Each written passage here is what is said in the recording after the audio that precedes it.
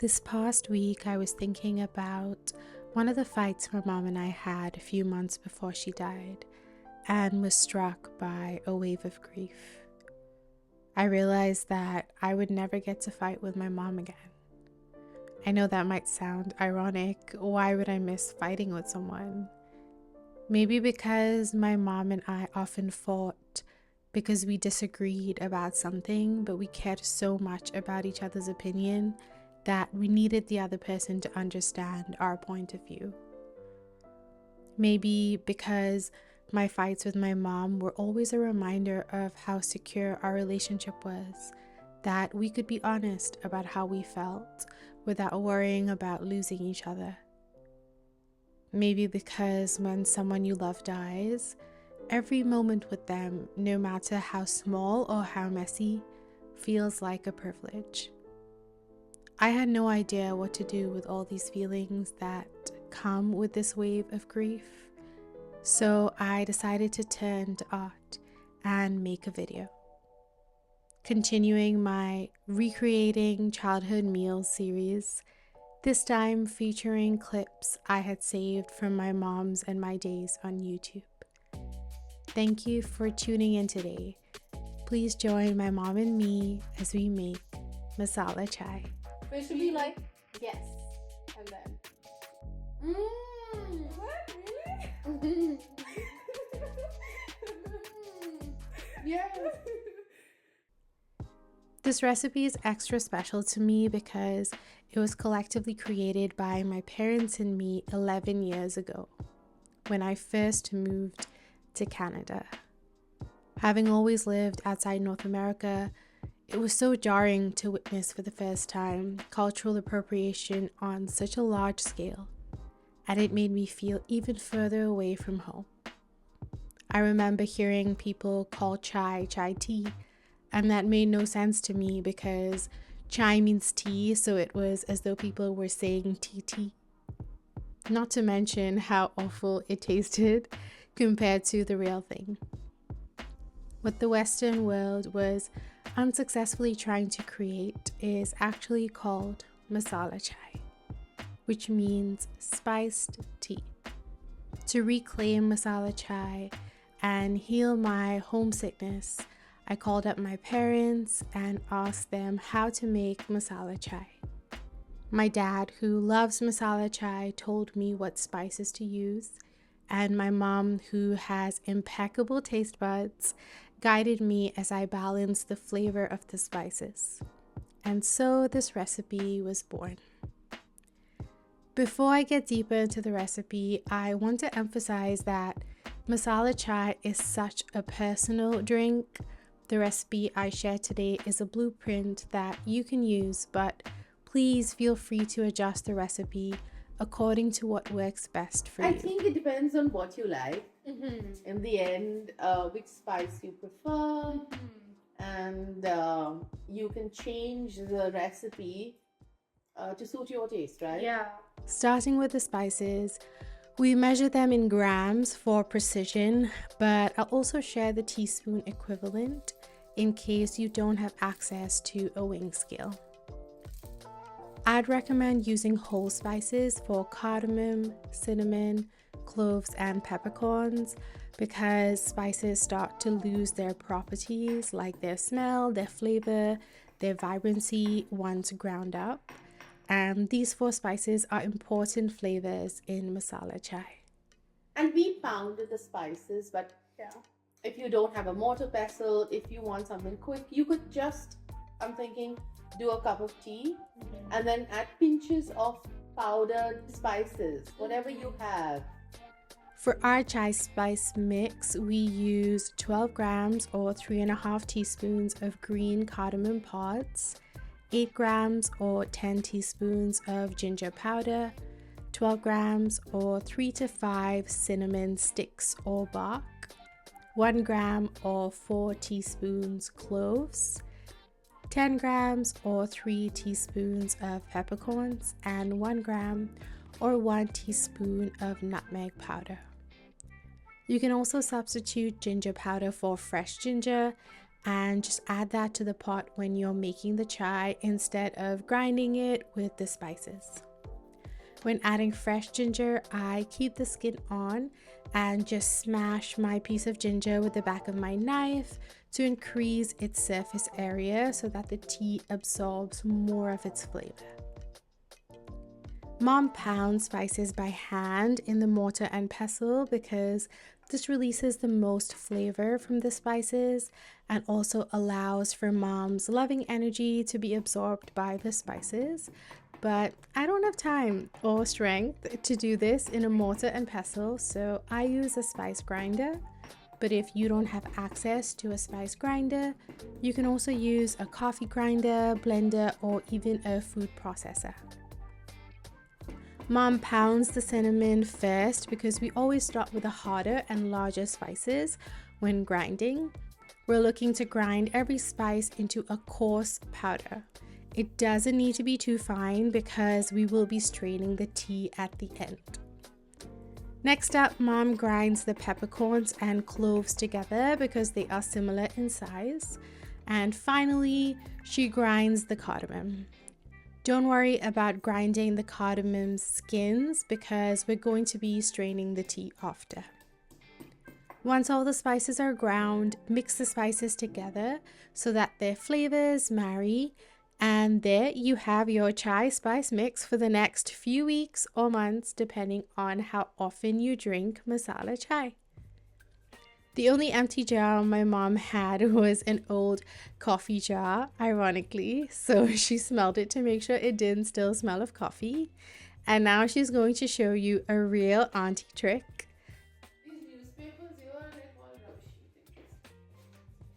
If the jar you want to use has a narrow mouth, you can pour the spices into a newspaper and use the newspaper as a funnel so none of the spices spill onto the counter. Even though we entered fall a month ago, the weather in Toronto has consistently been shifting between hot and cold, so I decided to show you how to make hot chai and iced chai with our spice mix, depending on what weather you're experiencing wherever you live. I made the hot chai with my mom a few years ago, and that recipe is for 2 people, while the iced chai recipe is just for 1 person. Both recipes are made on the stove to allow the spices to fully release their flavor. You cannot make chai with a kettle. For 2 servings of hot chai to a pot over medium heat, add 1 cup of water, 2 teaspoons of Assam black tea powder, half a teaspoon of chai spice mix, and 2 to 4 teaspoons of sugar. For 1 serving of iced chai to a pot over medium heat, add half a cup of water, 2 teaspoons of tea. If you don't have access to tea powder, you can also use 2 Lipton black tea bags, a 1/4 teaspoon of chai spice mix, and 1 to 2 teaspoons of sugar. If you're using fresh ginger instead of ginger powder, you can add that now.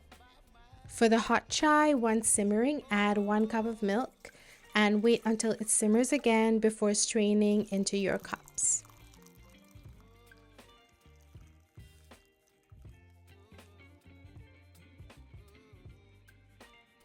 For the iced chai, you can add an optional 2 teaspoons of creamer if you like your chai extra creamy. Otherwise, just strain the tea and add some ice.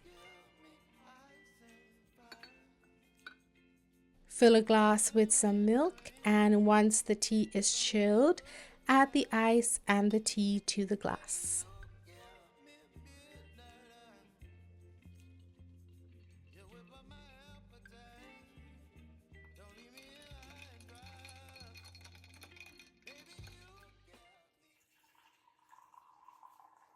Oh, did you want anything with your bread?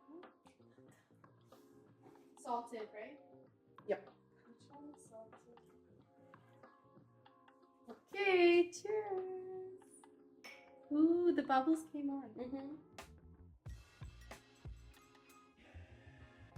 Is it sweet enough for you? Yeah. Oh, I can get the spices, but they're very subtle. I like it more subtle. I don't like a lot of spice. So I only put a quarter teaspoon per person. So this I like. I never ever liked what they call masala chai because I just felt it was too overpowering. Yes. And just too strong. But this is so good. I think the only time I like masala chai is if it's only cardamom. So only cardamom or only saffron, Right. I'm like, okay, because I don't mind a lot of those spices, but the ginger, pepper, I can't have too much in my Right. chai. Nice biscuit. If you don't know what nice biscuits are, Wait. so it's a tea biscuit, but it's got a bit of coconut in there and sugar on the top. So most people I know love to have their tea or their chai with glucose biscuit. So that was another staple. Every Indian child knows what glucose biscuits are. Yes. So these are nice, and I'm going to show you. This is one of the few times I can have coconut. Yeah, and this is the company is Britannia. Oh, Britannia is the The best. best.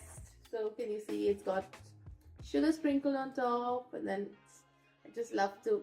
And the dip shouldn't be for too long because it gets too soft in there. So yeah. Growing up, I went to boarding school, and in boarding school, we also had tea time every day, and we also would get biscuits at the side. And we together decided that 3 dips was perfect. Okay, let me try. But it should be like, yes, and then. Is that really? Yes. My mom also baked some bread, and so we're just having some freshly baked bread and butter. Mom, do you want butter on both sides or just one? No, I think I'm going to just stick with my No. Yeah, that's fine. I'm gonna have some of your bread because Mom's bread is delicious. I actually just love eating bread open.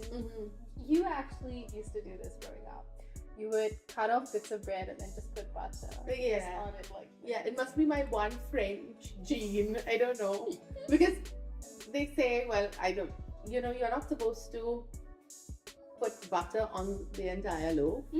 So you break off bits of bread and you butter as you go.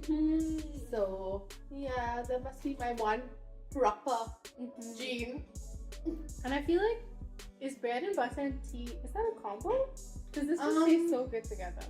It does. I think any carb with tea tastes good. So in India, we would have something called kara biscuits or kari biscuits. Yes. Which is basically just flaky pastry, cut up and baked. Is it salted? Yeah, slightly. But very slightly. And there's nothing like chai and kari biscuit. So this was a recipe that I just introduced to Mom, the spices. Right.